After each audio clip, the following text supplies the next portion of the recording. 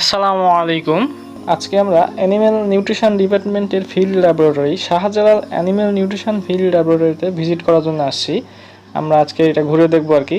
এটা animal husbandry faculty building থেকে পশ্চিম দিকে 1 থেকে 1.5 কিলোমিটার দূরে অবস্থিত এবং এই ফিল্ড ল্যাবরেটরিটার টোটাল এরিয়া ল্যান্ড এরিয়া হতেছে 3.75 একর।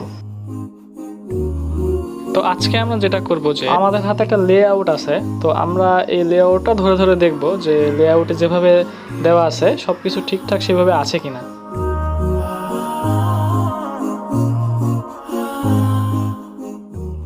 তো গেট দিয়ে ঢুকে যদি আমরা পশ্চিম দিকে অর্থাৎ হাতের বাম দিকে তাকাই তাহলে আমরা এখানে ল্যাব, ক্লাসরুম এবং অফিস রুম দেখতে পাবো। এখানে মোট 2টা বিল্ডিং, পুরনো আগের বিল্ডিংটা ভেঙে এখানে নতুন একটা বিল্ডিং করা হয়েছে। এরপর যদি আমরা ডান দিকে তাকাই অর্থাৎ পূর্ব দিকে তাকাই তাহলে এখানে আমরা দেখতে পাবো একটি ফডার জাম প্লাজা। এই ফডার জাম প্লাজামের দৈর্ঘ্য হইতেছে 144 ফিট এবং প্রস্থ 118 ফিট, অর্থাৎ টোটাল ল্যান্ড এরিয়া প্রায় 0.4 একর। বাংলাদেশের যত প্রজাতির ঘাস আছে তার সবগুলো এখানে পাওয়া যায়।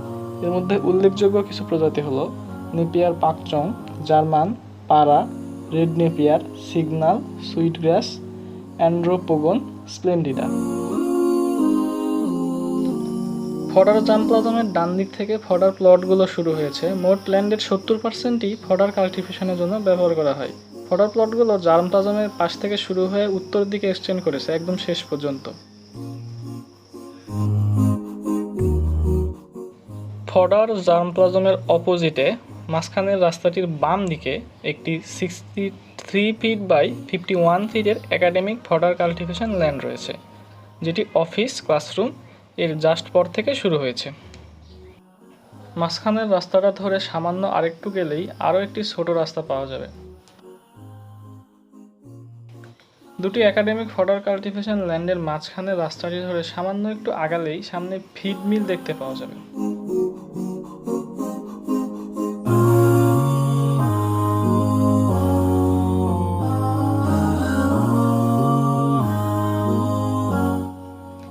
ফিড মিলের সাথে এখানে রয়েছে ফিড প্রিপারেশন রুম এবং স্মল অ্যানিম্যাল শেড। কোনো রিসার্চ বা এক্সপেরিমেন্ট চললেই কেবল অ্যানিম্যালগুলো এখানে নিয়ে আসা হয়, কারণ পার্মানেন্টলি অ্যানিম্যালগুলোকে রাখতে গেলে তাদেরকে প্রতিদিন খাবার দিতে হবে, অর্থাৎ এখানে একটা খরচের ব্যাপার স্যাপার রয়েছে। এজন্য সবসময়ের জন্য অ্যানিম্যালগুলোকে এখানে রাখা হয় না। স্মল অ্যানিম্যাল শেডের সামনে দিয়ে একাডেমিক ফডার কাল্টিভেশন ল্যান্ড ধরে উত্তর দিকে এগিয়ে গেলে আমরা আরও একটা অ্যানিম্যাল শেড দেখতে পাবো।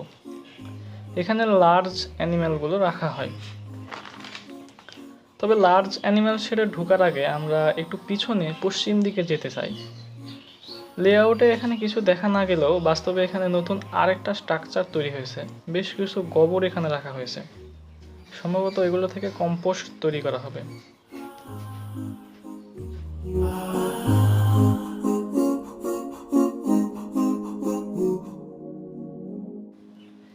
পশ্চিমের এই বাউন্ডারিটা ধরে উত্তরে একটু গেলেই আমরা একদম শেষের দিকের এই ফডার প্লটগুলো দেখতে পাবো।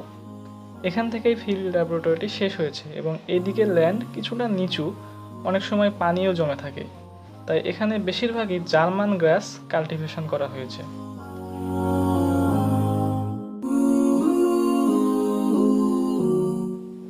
ফডার প্লটগুলোর সামনে দুই পাশে দুটি লার্জ অ্যানিম্যাল শেড রয়েছে। পূর্ব দিকের শেডটিতে কোনো অ্যানিম্যাল না থাকলেও পশ্চিম দিকের শেডটিতে কয়েকটি অ্যানিম্যাল রাখা হয়েছে। আগের স্মল অ্যানিম্যাল শেডটি ছাগল এবং ভেড়া রাখার জন্য, লার্জ অ্যানিম্যাল শেডটি ব্যবহৃত হয় গরু এবং মহিষ রাখার জন্য।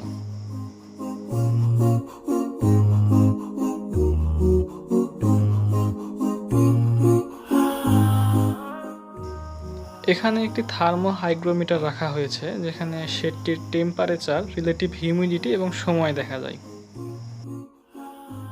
দুটি লার্জ অ্যানিম্যাল শেডের মাঝখানে এখানে বেশ কয়েকটি স্ট্রাকচার রয়েছে, যেমন এখানে একটি ওপেন স্টল এরিয়া রয়েছে।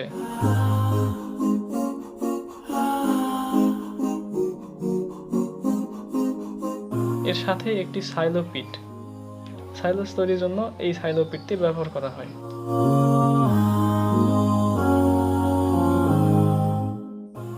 এর এর সামনে রয়েছে একটি থ্রেশিং ফ্লোর। এখানে বিভিন্ন ক্রপস মাড়াই করার জন্য এটি তৈরি করা হয়েছিল। থ্রেশিং ফ্লোরের পরে এখানে শুরু হয়েছে হার্বাল প্ল্যান্ট জার্মপ্লাজম। এর সামনের দিকের অংশে গ্রিন হাউসের মধ্যে প্ল্যান্টেইন চাষ করা হয়েছে। প্ল্যান্টেইনগুলো ব্রয়লারের ফিড হিসেবে ইউজ করা হবে, যাতে ব্রয়লারের ফিডে অ্যান্টিবায়োটিকের ইউজ কমানো যায়। হার্বাল প্ল্যান্ট জার্মপ্লাজমের পিছনের এই দিকের অংশটাতেও বেশ কিছু ঔষধি গাছ রয়েছে। এর মধ্যে উল্লেখযোগ্য হলো নিম, পাইনঅ্যাপেল, মোরিঙ্গা, লেমন গ্রাস এবং আইভি গার্ড। হার্বাল প্ল্যান্ট জার্মপ্লাজমের পাশে একটি পোলট্রি এবং র্যাবিট শেড রয়েছে। কোনো রিসার্চ বা এক্সপেরিমেন্ট চললেই কেবল র্যাবিট এবং পোলট্রি এখানে রাখা হয়, বাকি সময় এগুলো ফাঁকাই থাকে। পোলট্রি এবং র্যাবিট শেডের সামনেই একটি ভার্মি কালচার এবং ভার্মি কম্পোস্ট সেন্টার রয়েছে, অর্থাৎ এখানে কেঁচো চাষ করা হয় এবং কেঁচোকে ব্যবহার করে অর্গানিক ওয়েস্ট প্রোডাক্ট থেকে বিভিন্ন নিউট্রিয়েন্ট রিচ সাবস্টেন্স তৈরি করা হয়। এবং এরই মাধ্যমে আমাদের আজকের ছোট্ট ট্যুরটি এখানেই শেষ হলো।